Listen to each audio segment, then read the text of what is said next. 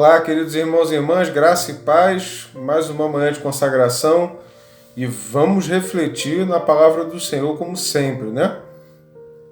Queria convidar os irmãos a abrir as suas Bíblias em Gênesis capítulo 4. Nós vamos ler do versículo 1 ao 7.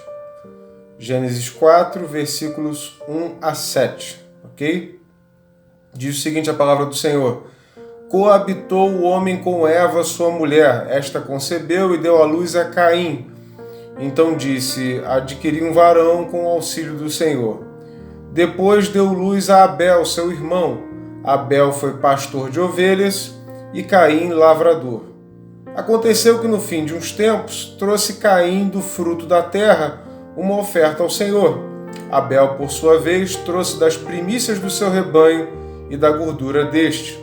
Agradou-se o Senhor de Abel e da sua oferta, ao passo que de Caim da sua oferta não se agradou. Irou-se, pois, sobremaneira Caim, e descaiu-lhe o semblante.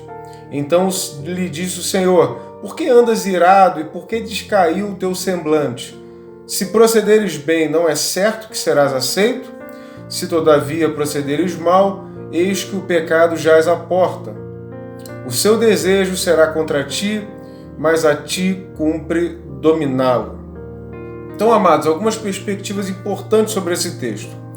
Primeira delas, Abel e Caim são os primeiros filhos registrados oficialmente na palavra de Deus de Eva e de Adão.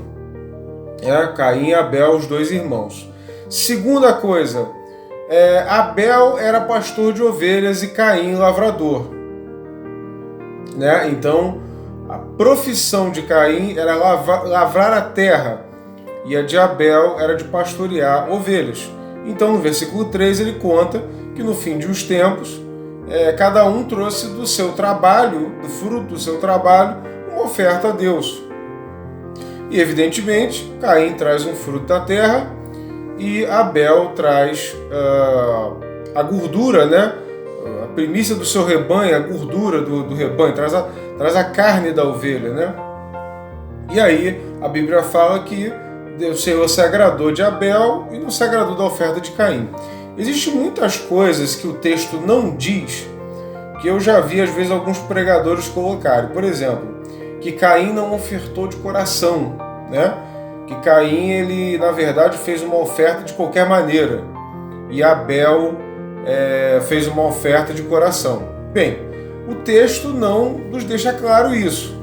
O texto deixa claro que Caim apresentou uma oferta de acordo com o fruto do seu trabalho. Se ele lavrava a terra, era evidente que ele ia trazer um fruto da terra. E Abel, por ser pastor de ovelhas, evidentemente traria a gordura do rebanho. Só que o Senhor se agrada, E isso vai vir à tona aí mais para frente aí com a lei de Moisés, que o sacrifício de animais era feito como oferta agradável ao Senhor pela remissão dos pecados do povo, Pelo pecado da ignorância, por gratidão a Deus. Então, todas as ofertas que eram feitas a Deus eram queimadas com gordura de animais, Então, o Senhor se agradaria desse tipo de oferta. E o Senhor não se agrada de ofertas de fruto da terra, Porque não há o sangue nelas, Isso fica muito claro no texto. Então a gente vai afirmar que Caim não ofertou porque não ofertou de coração, seria a gente dizer que a gente sondou o coração de Caim, coisa que o texto não revela aqui. A palavra só diz que Caim ficou chateado com aquilo, Caim ficou com um sentimento talvez de inveja do seu irmão, ficou irado com o seu irmão, pelo seu irmão ter sido aceito e ele não, Gerou ali um sentimento de competição com o seu irmão, E isso é uma coisa que nós devemos tomar muito cuidado na igreja. Nós, como corpo de Cristo, nós não somos competidores uns dos outros. Nós somos cooperadores. Existe uma diferença entre eu ser competidor e cooperador. Quando eu coopero, eu não me importo com quem vai chegar na frente. Eu não me importo com quem vai colher os louros. Eu me importo que eu chegue junto com meu irmão e que a alegria dele seja a minha alegria e o choro dele seja o meu choro. Que eu seja capaz de ter empatia pelo meu irmão, pela minha irmã, e não que eu seja um competidor, né? Então que nós, amados, como igreja, não sejamos competidores uns dos outros, mas cooperadores, né? E não façamos nada por ciúme ou por possessividade, mas sempre buscando a unidade do corpo de Cristo, né? Como o apóstolo Paulo vai dizer, nada façais por partidarismo ou vanglória, como nós já tratamos aqui algumas consagrações atrás. Então, o que o texto nos explica é que o sentimento que aflorou em Caim foi uma inveja do seu irmão. Ele, ao invés dele se alegrar com o fato do seu irmão ter sido aceito em sua oferta, ele decidiu enfatizar o fato da oferta dele ter sido rejeitada. Mas veja, Deus não rejeitou o homem Caim, Deus só não se agradou da sua oferta. Então, isso fica muito claro que disse o Senhor: por que andas irado, versículo 6, e te caiu o semblante? Se procederes bem, não é certo que serás aceito? Ou seja, Caim, o meu negócio não é pessoal contigo. Eu não tenho nada contra você. Eu só não me agradei da sua oferta. Até porque, gente, não tem nenhum pecado registrado de Caim até esse momento. E aí tem algo muito interessante no versículo 7 que eu quero expor aqui com os irmãos, que diz o seguinte: se procederes bem, não é certo que serás aceito. Se todavia procederes mal, eis que o pecado jaz à porta. O seu desejo será contra ti, mas a ti cumpre dominá-lo.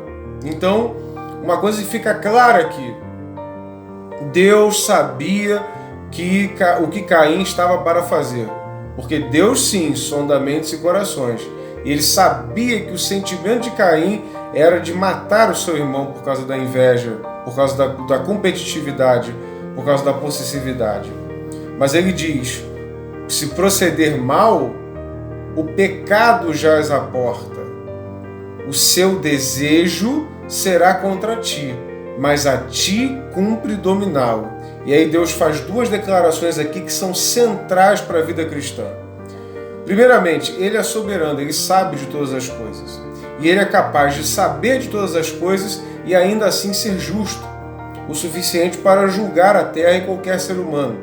Essa é a soberania de Deus. A segunda coisa é que Ele diz: o meu desejo pode ser contra mim. Dentro de uma sociedade, amados, que nós vivemos, uma sociedade que visa sempre o prazer, né?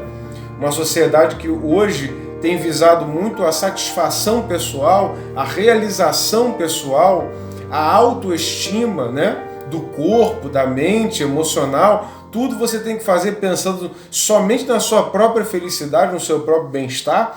Uma sociedade que tem negado o espírito coletivo, né? Ele só usa o espírito coletivo quando lhe convém. Essa sociedade precisa entender que existem momentos em que os nossos desejos eles serão contra nós. Os nossos desejos eles serão contra a vida que Deus tem para nós. As coisas que nós queremos fazer, muitas das vezes não vão condizer com aquilo que Deus quer de nós. E aí a palavra fala aqui muito certo sobre motivações. Ele diz: já que o semblante de Caim descaiu, revela que ele estava insatisfeito. E essa insatisfação, essa inveja, gerou nele uma tentação de querer fazer algo ruim. O desejo de Caim, aquilo que iria trazer satisfação para ele, era um pecado diante de Deus. E aí Deus diz: o seu desejo, Caim, vai ser contra você, por causa da brecha que você abriu quando você pecou em seu coração. E aí, no final do versículo 7, ele diz algo importantíssimo. Ele diz: mas a ti cumpre dominá-lo. O que Deus está dizendo aqui para Caim subentendidamente: Caim, eu te dei o poder para que você domine esse desejo que está dentro de você. Eu te dei o poder, Caim, de você dominar a vontade de querer assassinar o seu irmão. De você dominar a sua vontade, o seu desejo, antes que ele te consuma e que ele se torne pecado na sua vida. Ou seja, Deus nos deu o poder, ainda mais hoje, pelo Espírito Santo de Deus, de nós rejeitarmos o pecado e todos os desejos que nos afastam de uma unidade saudável como igreja, e para que nós possamos superar nossas tentações. O apóstolo Paulo vai confirmar isso posteriormente, quando ele diz que Deus não tenta ninguém além das suas forças.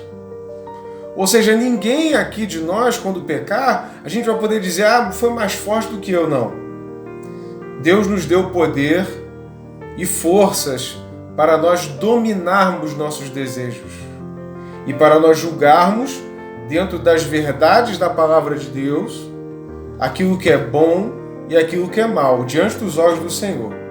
E sermos pessoas que julgam com justiça aquilo que verdadeiramente agrada ao coração de Deus.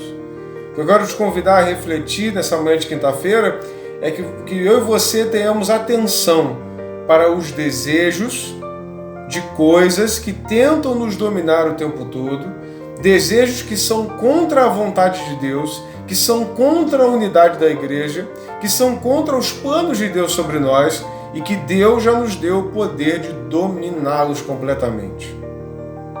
Que Deus possa te abençoar nesta manhã. Eu fico aí com essa reflexão.